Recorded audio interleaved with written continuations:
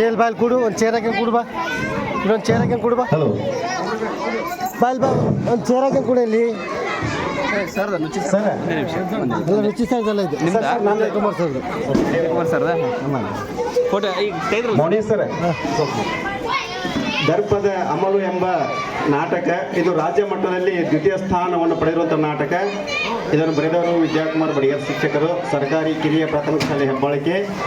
ಈ ಶಾಲೆಯ ಮಕ್ಕಳಿಂದ ನಾನೇ ಬರೆದು ರಚಿಸಿರುವಂತಹದ್ದು ಮತ್ತು ಇದನ್ನು ಆಡಿಸಿರುವಂಥದ್ದು ನಾನೇ. ಈ ನಾಟಕ ಕೇವಲ 20 ನಿಮಿಷ ಮಾತ್ರ. ಎಲ್ಲರೂ ಈ ನಾಟಕವನ್ನು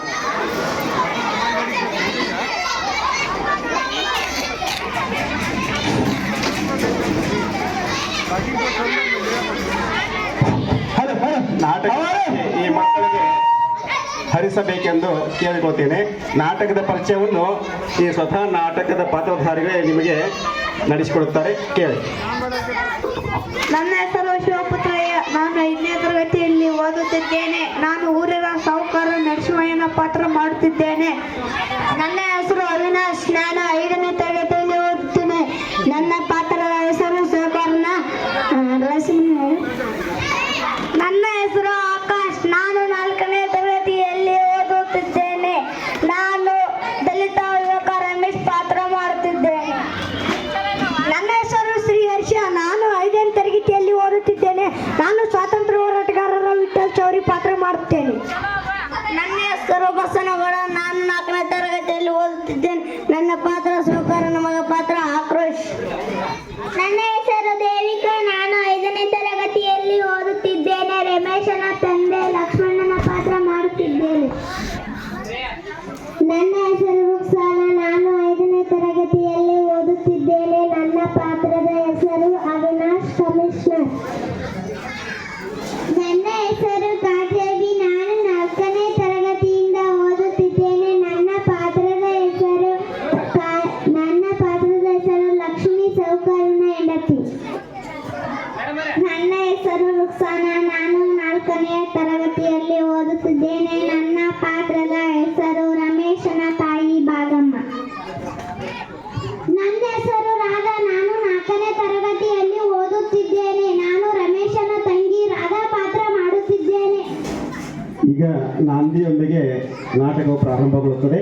ನಾಂದಿ ಗೀತೆ.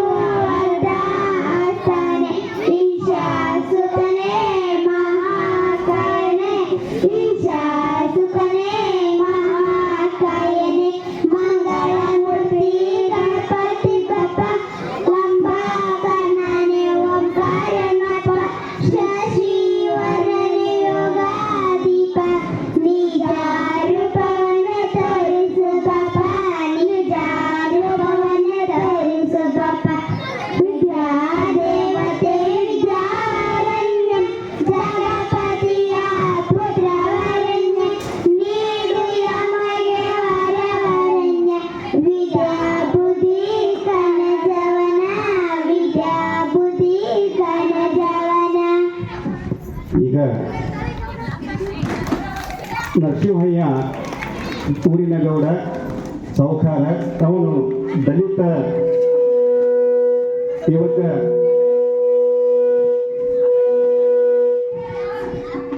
ಯುವಕ ರಮೇಶನನ್ನು ಕಟ್ಟಿ ಬಡಿಯುತ್ತಿರುವಂತಹ ಸನ್ನಿವೇಶ.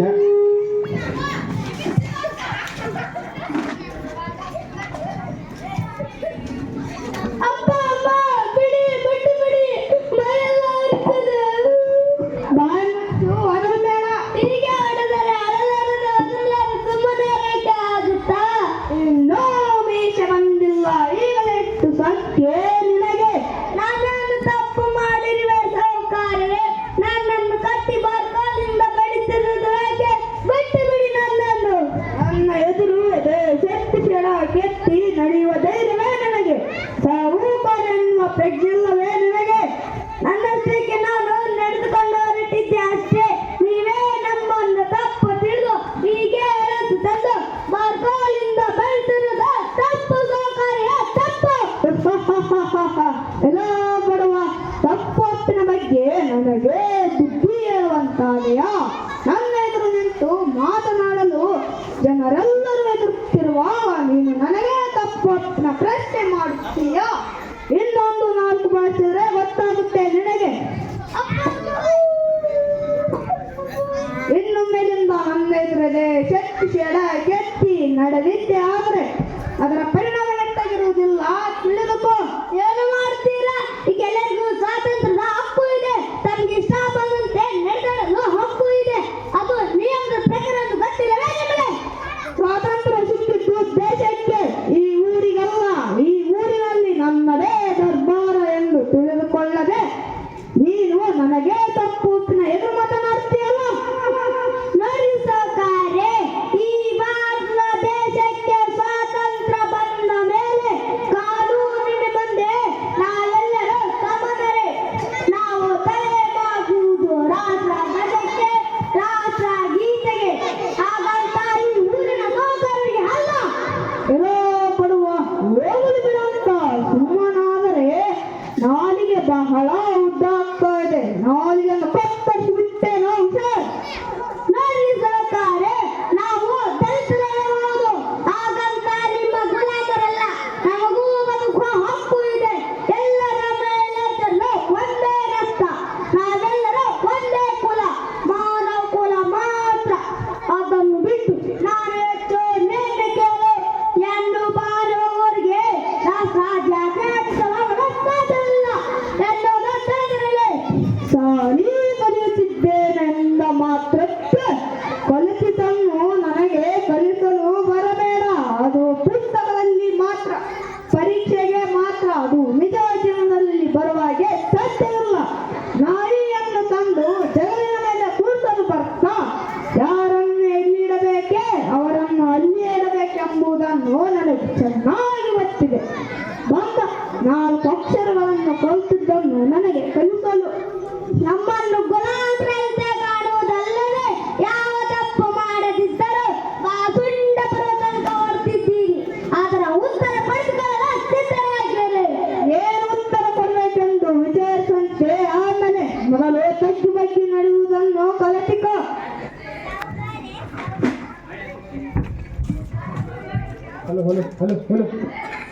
ಸೌಕಾರೆ ಸೌಕಾರೆ, ಬಿಟ್ಟು ಬಿಡಿ ನಮ್ಮ ಮಗನನ್ನು. ಅವನಿಗೆ ನಾವು ಬುದ್ಧಿ ಹೇಳುತ್ತೇವೆ.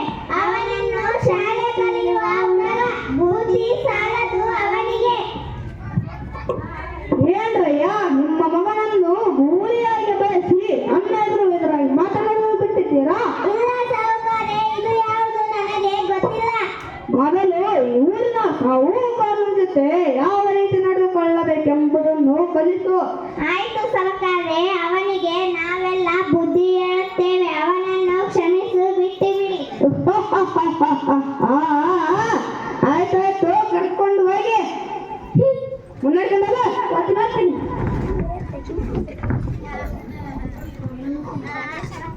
ಈಗ ರಮೇಶನ ಮನೆ.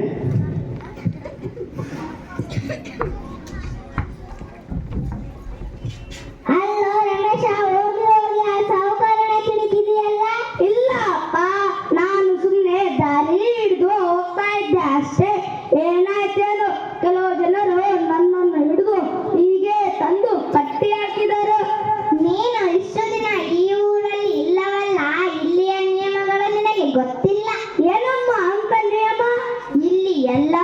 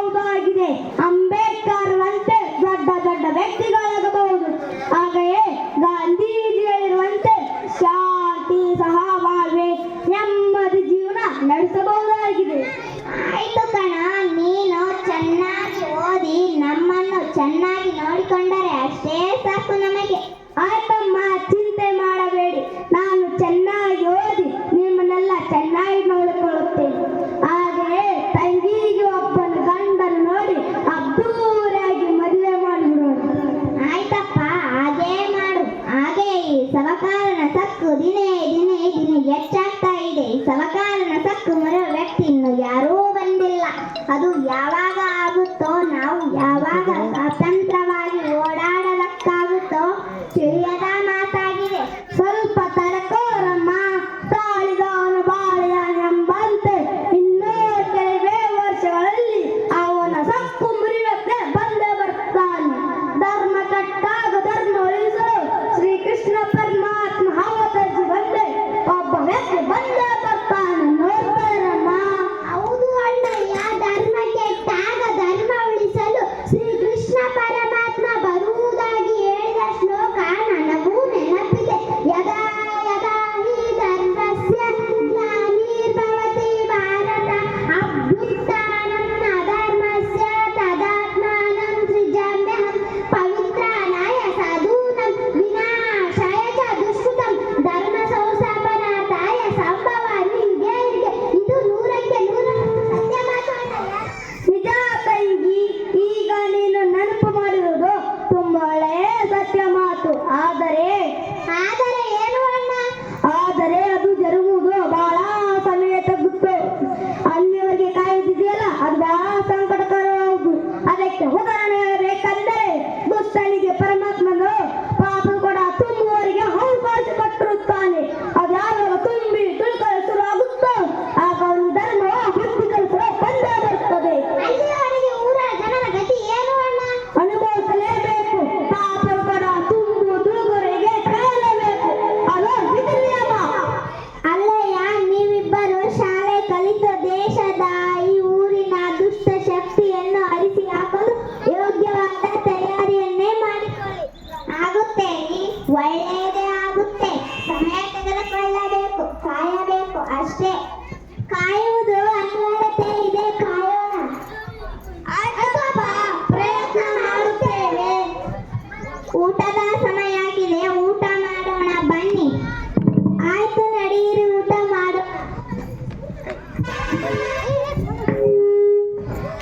ಈಗ ಸಾಹುಕಾರ ನರಸಿಂಹಯ್ಯನ ಮನೆ.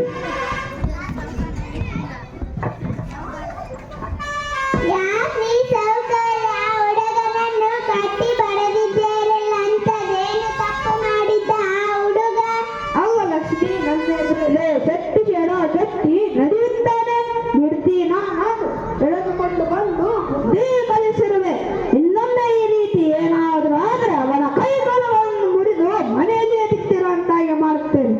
ಬಡವನ ತಂದು ಈಗ ಕಾಲ ಬದಲಾಗಿದೆ, ಗೌಡ್ಕಿ ಸೌಕರ್ತಿ ಎಲ್ಲ ಹೋಗಿದೆ. ಈಗ ಸರ್ಕಾರದ ನಿಯಮಗಳಿವೆ. ನಿಮ್ಮ ನಿಯಮಗಳಿಗೆ ಬೆಲೆ ಇಲ್ಲ. ಸುಮ್ಮನೆ ನಿಮ್ಮ ದರ್ಪವನ್ನು ತೋರಿಸಲು ಹೋಗಿ ಬೀದಿ ಮಾರಮ್ಮಳನ್ನು ಹೆಗಲಿಗೆ ಏರಿಸಿಕೊಳ್ಳಬೇಡಿ. ಅಲ್ಲ ಲಕ್ಷ್ಮಿ, ನೀನೇನು ನನ್ನ ಪರವಾಗಿ ಮಾತನಾಡುವುದು ಬಿಟ್ಟು ಆತನ ಪರವಾಗಿ ಮಾತನಾಡುವುದು ಸರಿಯೇ? ಇಲ್ಲ ಸೌಕರ್ಯರೇ, ನಾನು ಇದ್ದ ವಿಷಯನ ಹೇಳ್ತಾ ಇದ್ದೇನೆ. ಈಗ ನ್ಯಾಯ ಅನ್ಯಾಯ ನೋಡಿಕೊಳ್ಳಲು ಪೊಲೀಸ್ ಇದೆ, ಕೋರ್ಟ್ ಇದೆ. ನಿಮಗೆ ಯಾವುದೇ ತರಹದ ಅಧಿಕಾರ ಇರುವುದಿಲ್ಲ. ಎಲ್ಲವನ್ನು ಬಿಟ್ಟು ನಿಮ್ಮ ಪಾಡಿಗೆ ನೀವಿದ್ದರೆ ಸಂತೋಷ ನೋಡಿ. ಏನಮ್ಮ ನೀ ಹೇಳುತ್ತಿರುವುದು? ದಲಿತರನ್ನು ಮನೆಯೊಳಗೆ ಸೇರಿಸ್ಬೇಕಂತೇನು? ನೀನು ಸೌಕರ್ಯವನ್ನು ಮರೆಯಬೇಡ. ಆ ರಮೇಶ ನನ್ನ ಗೆಳೆಯ, ಅವನ ಸೊಪ್ಪು ಬಹಳ ಇದೆ. ಅವನನ್ನು ಬೆಳೆಯಲು ಬಿಡುಗಳು. ಇನ್ನೊಂದು ಸಾರಿ ನನ್ನ ತಂದೆ ತಂಡಕ್ಕೆ ಬಂದರೆ ಹುಟ್ಟಿಲ್ಲ ಅನಿಸಿಬಿಡುವೆ. ಇರಲಿ ಬಿಡ ಕ್ರೋಶ, ನನ್ನ ತಾಯಿಗೆ ನನ್ನ ದರ್ಪ ನನ್ನ ಆಡಳಿತ ಗೊತ್ತಿಲ್ಲದೆ ಮಾತನಾಡುತ್ತಾಳೆ. ಆಯ್ತಪ್ಪ, ಹೋಗಲಿ ಬಿಡಿ. ಅವನು ನಿನ್ನ ಬೆಲೆ ಅಂತೀಯ? ನೀನು ಚೆನ್ನಾಗಿ ಓದು, ಒಂದು ಒಳ್ಳೆಯ ಉತ್ತರವನ್ನು ಅಲಂಕರಿಸು. ತಿಂದ ತಿರುಗುವನ್ನು ಬಿಟ್ಟು ಬಿಡಾಕ. ಬೇಗನ ಕಾಯಿಗೆ ಹಾಗಲಕಾಯಿ ಸಾಕ್ಷಿಟ್ಟಂತಾಯ್ತು. ಅವನು ಕಲಿಯುತ್ತಾನೆ ಅಥವಾ ನಿಮ್ಮ ಹಾಗೆ ಶಾಲೆಯಲ್ಲಿ ದರ್ಪ ತೋರಿಸುತ್ತಾನೋ ಯಾರಿಗೊತ್ತು? ಮೇಲಿಂದ ಮೇಲೆ ಹೋಗಿ ವಿಚಾರ ಮಾಡಿಕೊಂಡು ಬನ್ನಿ ಅಂತ ಹೇಳಿದರು. ತಾವು ಮಗನ ವಿಚಾರ ಮಾಡುತ್ತಾನೇ ಇಲ್ಲ. ಅವನು ನನ್ನ ಮಗನೇ, ಹುಲಿಯ ಹೊಟ್ಟೆಗೆ ಹುಲಿನೇ ಹುಟ್ಟುವ. ಅವನು ಶಾಲೆ ಕಲಿತು ಬರಲಿ, ನನ್ನಂತೆ ಅವನ ದರ್ಪವನ್ನು ಶುರು ಮಾಡಿಕೊಂಡರಲಿ. ಅವನಿಗೆ ಏನು ತೊಂದರೆ ಇದೆ? ಏನಾದರೂ ಮಾಡಿಕೊಳ್ಳಿ, ಅಕ್ಕ ಮಗ ಇಬ್ಬರು. ಆದರೆ ಆತನ ಕೆಟ್ಟದವರಿಗೆ ಮಾತ್ರ ಬಿಡಲಾರಂಗೆ ನೋಡಿಕೊಳ್ಳಿ. ಅವನೇ ಮೇಲೆಂದು ಕಣ್ಣು ಇಟ್ಟಿರಿ. ಅವನು ಕಲಿಯುತ್ತಾನೆ ನಿಮ್ಮ ಹಾಗೆ. ಅವನು ಕಲಿಯುತ್ತಾನೆ ನಡೆಯುತ್ತಾನೆ ಅಥವಾ ಸಾಕಷ್ಟು ಹಣವನ್ನು ಕೊಟ್ಟ ಹಾಗೇ ಇರಬೇಡಿ. ಆಯ್ತು ಕಣೆ, ವಿಚಾರಿಸ್ತೇನೆ ಬಿಡು.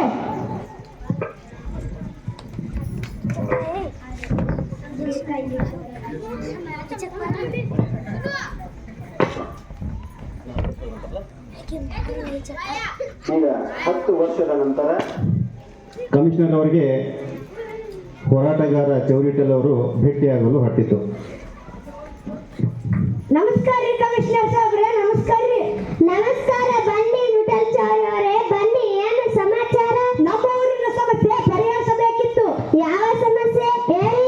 ಸಾಹುಕಾರ ನರಸಿಂಹಯ್ಯನ ಬಗ್ಗೆ ನಿಮಗೆ ಗೊತ್ತಿದೆ?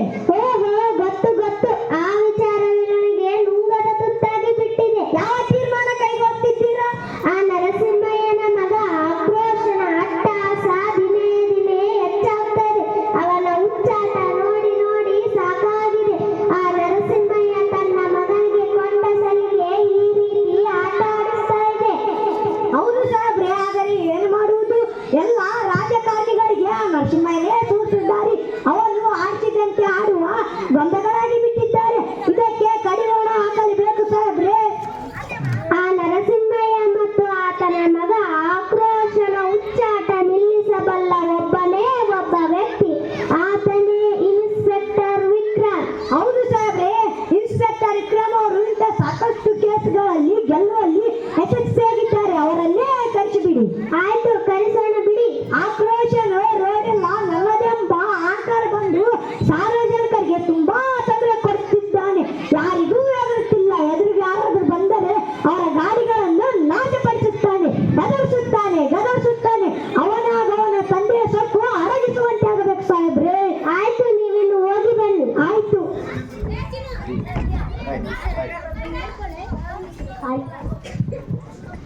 ಚೌರಿ ವಿಠಲ್ ಹಾಗೂ ಇನ್ಸ್ಪೆಕ್ಟರ್ ವಿಕ್ರಮ್ ಇಬ್ಬರು ಸಾಹುಕಾರ ನರಸಿಂಹಯ್ಯನ ಮನೆಗೆ ಹೋಗಿದ್ದು.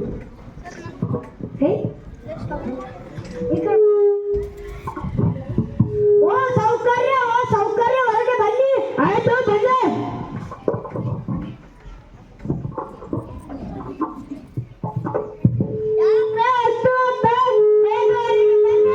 ನಮಸ್ಕಾರ ರೀ ಸಾವ್ರ, ನಮಸ್ಕಾರ ರೀ. ಯಾಕ್ರಿ ಈ ಕಡೆಗೆ ಬಂದಿದ್ದೀರಲ್ಲ?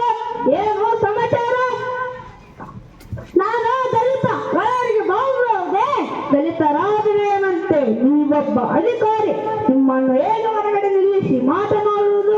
ಒಳಗೆ ಬನ್ನಿ, ಮಂಚದ ಮೇಲೆ ಕುಳಿತುಕೊಳ್ಳಿ. ಏನು ತಗೋತೀರಾ? Tea, coffee? ಅವರು ಟೀ ಕಾಫಿ ಕುಡಿಯಲು ಬಂದಿಲ್ಲ. ಅವರು ಬಂದದ್ದು ವಿಚಾರಣೆಗಾಗಿ. ಬೇಗ ವಿಚಾರಿಸಿ ಸಾಹೇಬ್ರೆ, ಒಳಗೆ ನಡೆಯಿರಿ. ನಿಮ್ಮ ಮಗನ ದರ್ಪ ಬಹಳ ಇದೆ. ಅದನ್ನ ಮುರಿಗೋಸ್ಕರ ಬಂದಿರುವೆ. ಎಲ್ಲಿ ನಿಮ್ಮ ಮಗ ಆಕಾಶ್? ಹೊರಗೆ ಕರೆಯರೆ. ಏನತ್ತೆ ಅಪ್ಪ ಅವ್ರದ್ದು? ಬಾಯಯ್ಯ ಬಾ. ಊರಿಗೆ ಉಪಕಾರ ಆಗಲಿಲ್ಲ, ನನಗೆ ಒಳ್ಳೆಯ ಮಿತ್ರನಾಗಲಿಲ್ಲ. ನನ್ನಿಷ್ಟ, ನೀವೇನು ಕೇಳೋದು? ಸಾಕು, ಬಾಯಿ ಮತ್ತೆ ಹೆಚ್ಚು ಮಾತನಾಡಬೇಡ. ಆಕಾಶ್, ಈ ಕಡೆ ಬಾ, ನಾನು ಮಾತಾಡುತ್ತೇನೆ. ನೀವು ಹೊಸಬರಂತೆ ಕಾಣುತ್ತೆ. ನಮ್ಮ ವಿಚಾರ ನಿಮಗೆ ಇನ್ನೂ ತಿಳಿದಿಲ್ಲ. ಹೇಗೆ ಬಂದಿದ್ದೀರಾ? ಹಾಗೆ ತಲೆದರೆ ಹೋಯ್ತು. ಇಲ್ಲಾಂದ್ರೆ ಹೇಳಲ್ಲ, ಮಾಡಿ ತೋರಿಸುತ್ತೇನೆ. ನೀವು ಏನೋ ಮಾಡಿದ್ರ ನಡೆಯುವುದಿಲ್ಲ. ಎಲ್ಲ ತಯಾರಿ ಮಾಡಿಕೊಂಡೇ ಬಂದಿವೆ. ಸ್ಟೇಷನ್ಗೆ ಕರ್ಕೊಂಡು ಹೋದಂದೇ ಬಾಕಿ ಇದೆ. ನೀವೇ ಬಂದರೆ ಒಳ್ಳೆದು, ಇಲ್ಲವಾದ ನಾವೇ ಎಳೆದುಕೊಂಡು ಹೋಗಬೇಕಾಗುತ್ತದೆ. ನಾವು ಮಾಡಿರುವ ತಪ್ಪುಗಳಾದರೆ ಏನು? ಅವುಗಳನ್ನು ಮೊದಲು ತಿಳಿಸಿ. ದೇಶಕ್ಕೆ ಸ್ವಾತಂತ್ರ್ಯ ಸಿಕ್ಕರು ನಿನ್ನ ಊರಿಗೆ ಸ್ವಾತಂತ್ರ್ಯ ಸಿಕ್ಕಿಲ್ಲವೇ? ನೀ ಹೇಳ್ದಂತೆ ಕೇಳಬೇಕೆ? ದುಡ್ಡಿದೆ ಎಂದು ದರ್ಪ ಮೂರ್ಖತನ. ಇಲ್ಲಿ ಸರ್ಕಾರವಿದೆ, ಕಾನೂನಿದೆ. ನಿನ್ನ ದರ್ಪ ತೋರಿಸೋದನ್ನ ಬಿಟ್ಟು ಬಿಡು. ನಿನ್ನ ಮಗನು ಗೋಳರು ಈಗ ನನ್ನ ಜೊತೆ ನಡೆ. ಒಬ್ಬ ಯುವಕ ಶಕ್ತಿಸಿ ಬಂದರೆಂದು ನಿನ್ನ ಬಸ್ಸನ್ನು ನನ್ನ ಪಿಲ್ಲರೆಂದು ತಿಳಿದುಕೊಂಡಿದ್ದೀಯಾ? ನಿನಗೆ ಪುತ್ರ ಕೊಡುವುದನ್ನ ಈಗ ಬಂದಿದೆ. ನಡೆ. ಹಲೋ, ಮಾತಾಡಿ ಬಿಡ್ರೆ ಬರ್ರಿ ಅಲ್ಲಿಂದ ಬರ್ರಿ.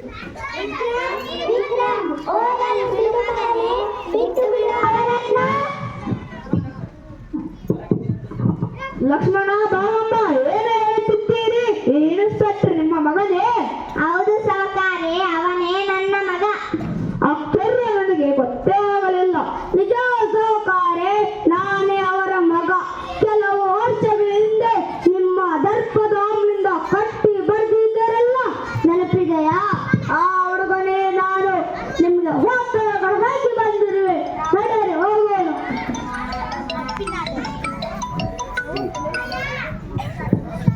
ಆಕ್ರೋಶ್, ನನಗೂ ಒಂದು ಸಾರಿ ರೋಡಿನ ಮೇಲೆ ಸ್ಕೂಟಿ ತಗೊಂಡು ಹೋಗಬೇಕಾದ್ರೆ ನನ್ನನ್ನು ತಡೆದು ಕೆಟ್ಟದಾಗಿ ಹೊರಸುತ್ತಿದ್ದ. ನಾನು ನಿನಗೆ ಹೇಳದೆ ಹೋಗಲಿ ಬಿಡು ಅಂತ ಸುಮ್ಮನಾದೆ. ಹೋಗಲೇಬೇಕಾಗಿತ್ತು. ಅವನ ಕೈ ಕೋಲಿ ಮಣ್ಣು ಮುಲೆಯಲ್ಲೇ ಬಿಟ್ಟಿರುವಂತೆ ಮಾಡುತ್ತಿದ್ದು.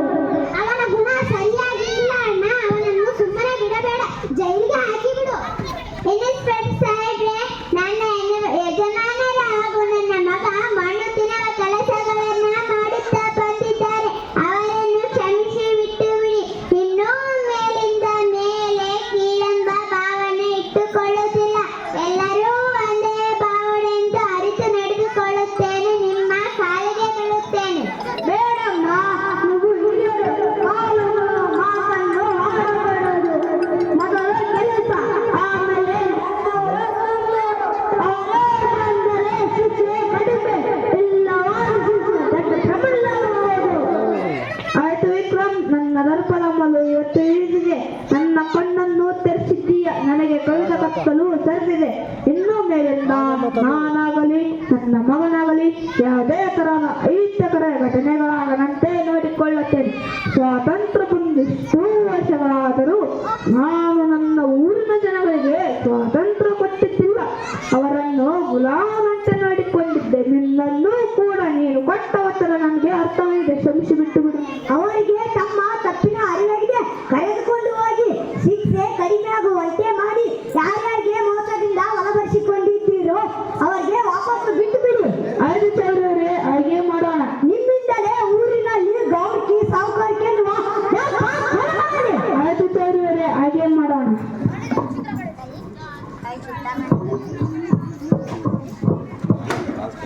ನಡೆದು ಹೋಗೋಣ. ಸರ್ ಸಾಹೇಬ್ರೆ, ನೀವು ರಮೇಶ್ ಅಂತ ಒತ್ತಾಯ್ತು ವಿಕ್ರಮ್ ಹೇಗಾದ್ರೆ? ಕೆಲವು ವರ್ಷಗಳ ಹಿಂದೆ ದರ್ಪದ ಹಮ್ಮಿನಿಂದ ಕಟ್ಟಿ ಬರೆದ ನಂತರ ನಾನು ಚೆನ್ನಾಗಿ ಇನ್ಸ್ಪೆಕ್ಟರ್ ಆದೆ. ನನ್ನ ಒಳ್ಳೆಯ ಕೆಲಸ ನೋಡಿ ಸರ್ಕಾರವು ಇನ್ಸ್ಪೆಕ್ಟರ್ ವಿಕ್ರಮ್ ಎಂದು ಬಿರುದು ಕೊಟ್ಟಿದೆ. ಆವಾಗಿನಿಂದ ಇನ್ಸ್ಪೆಕ್ಟರ್ ವಿಕ್ರಮ್ ಆದೆ. ನನ್ನ ಮಗನೂ ಕೂಡ ಹಣದ ತರಪಿನಿಂದ ಜನಗಳಿಗೆ ತುಂಬಾ ತೊಂದರೆಯನ್ನು ಕೊಟ್ಟ. ಶಾಲೆ ಕಲಿಯದೆ ಉಡಾವಣೆಗೆ ಬಿಟ್ಟ. ಏನು ಮಾಡುವುದು? ನಮ್ಮ ಅದೃಷ್ಟ ಹೇಗಿರುವುದೋ ಹಾಗೆ ಆಗುವುದು. ನಡೆಯುವ ಧನ್ಯವಾದಗಳು. ಇದನ್ನು ಬರೆಯಲು ವಿಜಯಕುಮಾರ್ ಸರ್.